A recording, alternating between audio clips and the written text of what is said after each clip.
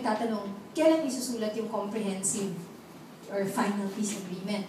It seems likely that wala nang parang ganun. What will happen is like the comprehensive agreement equals framework agreement plus annex plus annex plus annex. So, put them all together, yun. And then siguro, pag nakompleto yung annex, there's going to be a short document just to say, we have now completed the negotiations. But the panels will continue to exist until the exit agreement is signed. And the exit agreement is not going to be signed after the annexes. It's going to be signed after implementation. So, sometime in 2016, when the ministerial form of government has qualified and has been elected into office, qualified, and has already taken their positions, there will be a body consisting of the government panel, MILF panel, the facilitator, and a third-party monitoring team, yung nag-monitor ng buong implementation. They're going to sit down together and evaluate the status of implementation of the agreements. So if by their consensus, the agreement has been sufficiently implemented, but it's sufficiently because, for example, the process of normalization could take decades. Or yung decommissioning na tinatawag, it can't happen in just 5 years. So, but it's possible na mechanisms are in place to oversee decommissioning, even if it's still ongoing. So, possible that by their assessment, we have done what is needed to be done. And institutions are in place to complete this, so then they can sign the exit agreement.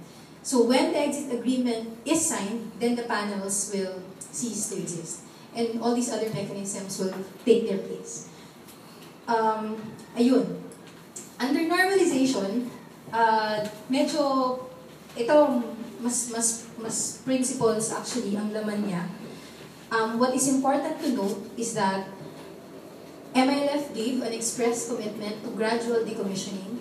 Government gave an express commitment to the gradual transfer of law enforcement functions from the AFP to a reformed police. So, emphasis on reform. So, hindi lang siya basta transfer of law enforcement functions to the PNP. And that was deliberate, and that was also language approved by the PNP. And then also, there's going to be, kasi maraming tatanong, and it's an important question, paano yung policing arrangement in the Bangsamoro entity? And one of the things that was agreed on already in the framework agreement is that there's going to be parang tripartite group. So, mukhang magkakaroon na ng pangatlong technical working group on normalization. And this group is going to be composed of government, of course, MILF, and some independent experts, whether locals or foreigners, going to sit there to brainstorm on ano yung workable and the best policing arrangement there. So, dito nakalagay that there will be a police force for the Bangsamoro. But as to how that will look like, they will talk about it. And it will probably be contained in the annex on normalization. So, ganun na rin yung doon sa gradual decommissioning at gradual transfer of law enforcement functions. The timetables for those will be contained in the annex. Hindi pa yun nadidetalye dito. And then, may nagtatanong din about integration of the MILF forces into the police force. Integration is something that, well, at least the word is something that the MILF finds offensive and impractical, given their realities. So, it's probably not going to happen. Probably. Most likely not going to happen. But as to kung ano yung mangyayari doon sa kanilang mga decommissioned forces will be something that they will talk about. Kasi para sa kanila, yun nga, nakaka-insulto isipin na ipapasok lang sila doon sa Philippine National Police, considering all the questions that they have, yung integrity of the police there. So, it's not how it will happen. Ayun. Also in this agreement, well, of course, dahil nga marami pang annexes, nilinaw na the parties will continue to negotiate. So, even after the signing, baka magkaroon lang ng konting pahinga, mga 1 week, 2 weeks, and then they will go back to KL. And they will talk more. So there will be no unilateral implementation of this framework agreement.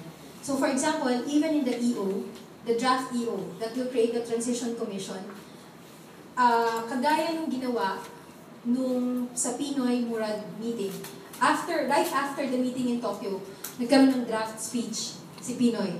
And while we were in Tokyo, sabi niya, pakita niyo muna sa kabila bago natin i-finalize. So that's probably also how it's going to happen sa EO. Even if it's just the president that's going to sign it, before it's finalized, the MLF will probably take a look. And also, we will include their inputs. And also, there will be no unilateral modification or amendment of this text. So any amendment to this, whether before signing or after signing, will have to be agreed on by parties. So kasi marami rin nangyari sa history ng peace talks at hindi lang sa MN, also with MI, na nagkaroon daw ng modifications at medyo nabraso sila. So we guarantee that's not how we'll do it. I think personally that the framework agreement, the difference, what we achieved here is more than just the text. In the sense that there has been movement for both parties since their initial drafts. Whether you look at the revised comprehensive compact or the 341 proposal last August of government. Yung I think the really noticeable distinction, and also if you compare it with the 1996 final peace agreement.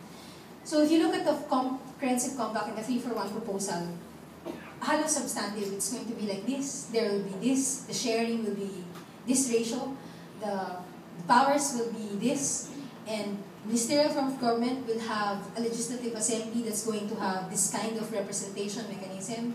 So maraming mga ganung klaseng detalye. Here, this framework agreement, the focus has seemed to have shifted from providing on the whats to providing for the hows. So how are we going to write the basic law? How is the Bangsamoro government going to look like? Who is going to write the basic law? And since we agree that it is the Bangsamoro that should be, kasi nakalagay ito sa compact, drafted and formulated by the Bangsamoro, ganyan. So, dito, how is it going to be drafted by the Bangsamoro? Where in the process? So, here there's much focus on process, procedures, and providing spaces. So, maraming opening, I think, in this case. And I think a major gain is really the Transition Commission. Because there, maraming ang binaba doon sa level ng Transition Commission. And the Transition Commission, and I've seen the draft EO, will be mandated to be inclusive, participatory, and consultative.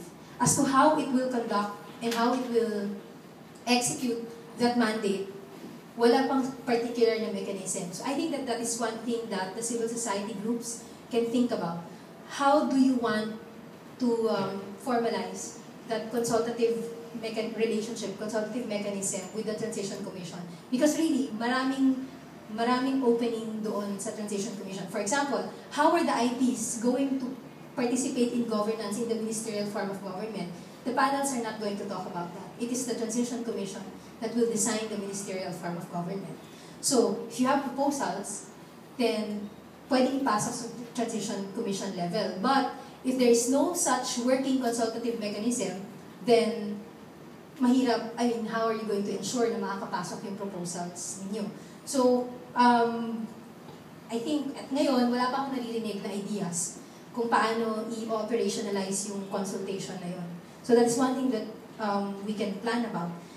And then also, the difference between this framework agreement and the 1996 final peace agreement, yun medyo related din doon. If you look at the who has read the 1996 final peace agreement? Mahaba siya. 200 plus paragraphs. Napakahaba. And actually, it is the law. It is Republic Act 6734 before it was amended. So, karamihan doon, yun na rin yung nailagay doon sa batas. And we sort of wanted to avoid that or to go beyond that and say na maybe some things are better left for a body with the participation of more stakeholders. Maybe some things are better left for that body to discuss and not for the panels to settle here at negotiations. Kung saan it is just government and MILF that are really sitting down. So may mga ibang bagay na pwede nang isettle doon, pero may mga ibang bagay na mas mabuti na isettle sa ibang venue. And that's why we created the Transition Commission for that. So, yun yung isang difference, I think.